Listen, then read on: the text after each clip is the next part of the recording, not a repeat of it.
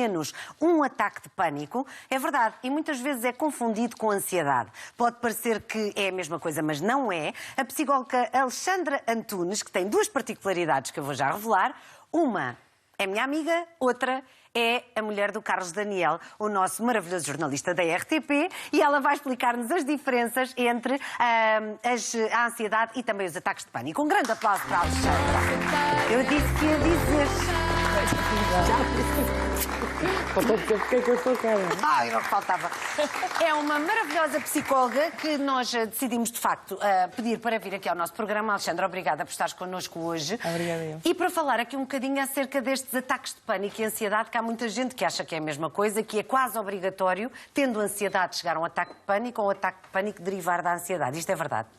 É verdade que, primeiro, Tânia, deixa-me dar-te um beijinho especial e agradecer o convite em meu nome e em nome da Ordem dos Psicólogos, que é com esse propósito que eu cá estou, e para celebrarmos, ou seja, para valorizarmos o Dia Internacional do Pânico, foi dia 18 de junho. Foi o dia do meu aniversário, exatamente. Pronto. Efetivamente, o ataque de pânico é um resultado de uma resposta abrupta e intensa ao stress ou ansiedade.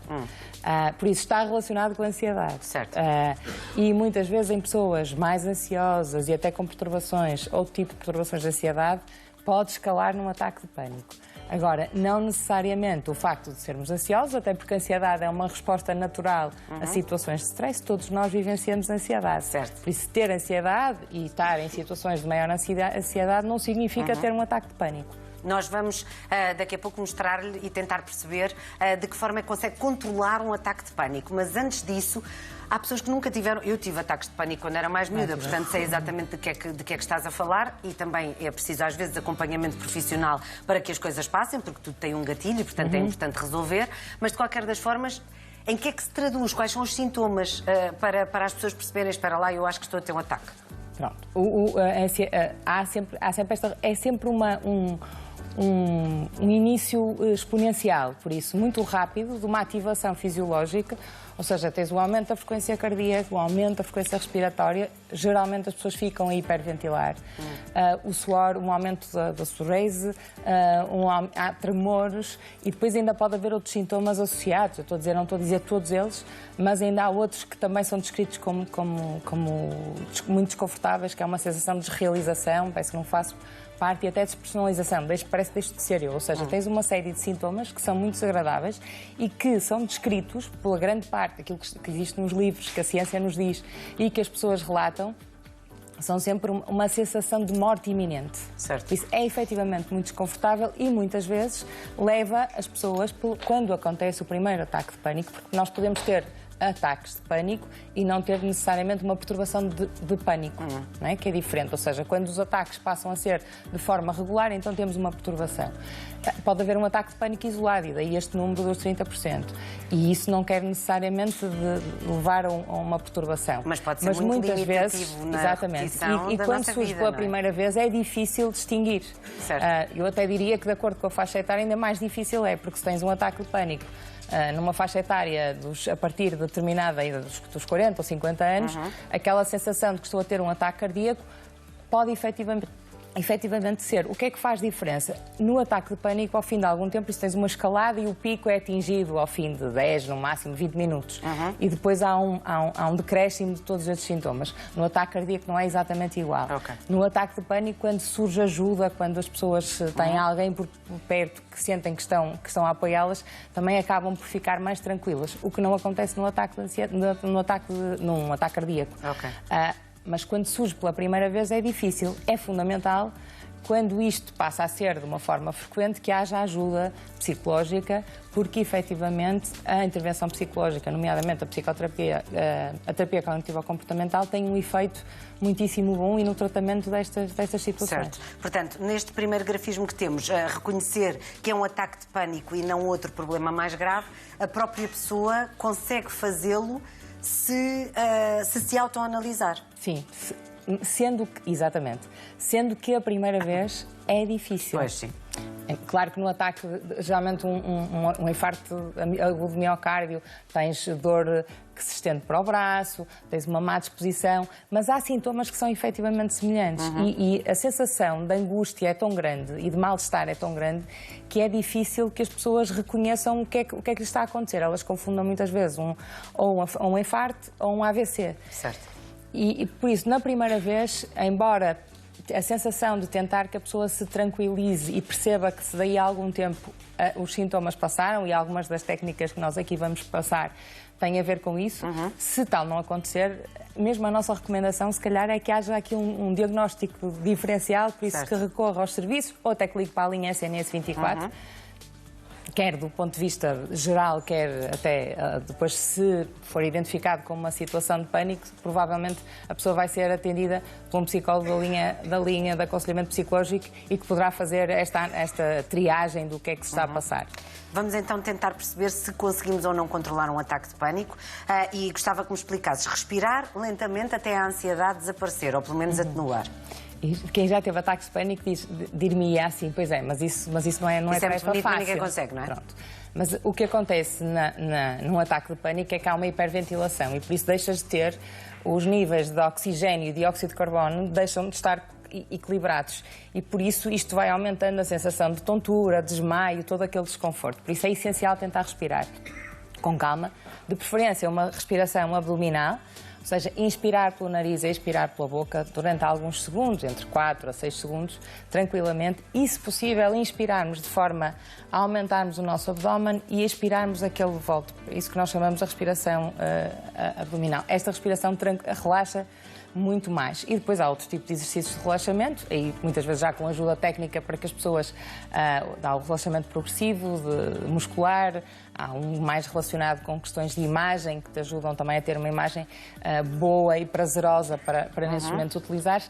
Requer treino, porque senão requer que a pessoa saiba fazer para que naquele momento tenha este recurso e esta ferramenta para poder utilizar. Muito bem. Depois, arranjar um foco de distração apelando aos 5 sentidos. Isso é essencial, porque quando há um ataque de pânico, todo o nosso organismo está ativado em termos fisiológicos. E quanto mais atenta estou aos meus sintomas fisiológicos, menos capaz eu estou focada em mim. E por isso esta distração tem a ver com eu ter o foco fora de mim. Nós utilizamos desde, contar os ímãs que tenho, podia ser um exemplo disso, contar os ímãs, muitas vezes contagens decrescentes. Começar no 300 e voltar. Conversar com alguém. Depois os estímulos sensoriais do tipo, há muita gente que utiliza e tem um efeito bom, que é tocar em gelo, ou tocar em água, ou molhar a cara, ou seja, tudo que consigas estimular os outros sentidos, tirando o olhar para o teu organismo, para o teu corpo, e olhares à tua volta. Sim, tirar o foco de nós, não é? Sim. E depois, ligar um amigo ou um familiar. Acaba por ser um elemento também de segurança.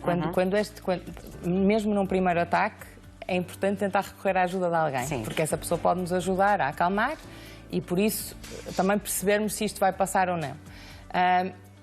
Quando as pessoas têm ataques recorrentemente, são elementos de segurança. Por isso, há alguém que a conforta e, depois, mais uma vez, este telefonema também tem este efeito distrator. Claro. Ou seja, alguém que me vai provavelmente obrigar a contar o que é que está à minha volta, o que é que me aconteceu nesse dia, e eu acabo por relaxar por regra. Dessa forma, sim. Havia uma coisa que se dizia muito, que era: fiquem descansados que ninguém morre com ataque de pânico. Isto é verdade? É. E é uma boa maneira de relaxar, é pensar, pronto, isto pode estar muito mal, mas não vou morrer. É das primeiras, o mais importante quando alguém chega a uma consulta de psicologia, começa exatamente por aí. Porque é desdramatizar e tranquilizar, validar. Primeiro as pessoas perceberem que não são as únicas, não é? Por isso é que também estes programas são tão importantes em termos de literacia, porque estamos a ajudar a que as pessoas percebam que isto acontece a muita gente, perceberem que não são as únicas e depois validar todos aqueles sentimentos e explicar em termos de processo mental também como é que isto acontece. Não é? Como é que isto acontece no nosso corpo e o que é que nós pensamos acerca disto. Porque depois os nossos pensamentos, o medo aumenta. Certo. Imagina, se eu tivesse um ataque de pânico aqui, provavelmente nunca mais queria vir aqui. Pois. Porque há depois o evitamento associado. De ter medo, não é? Exatamente.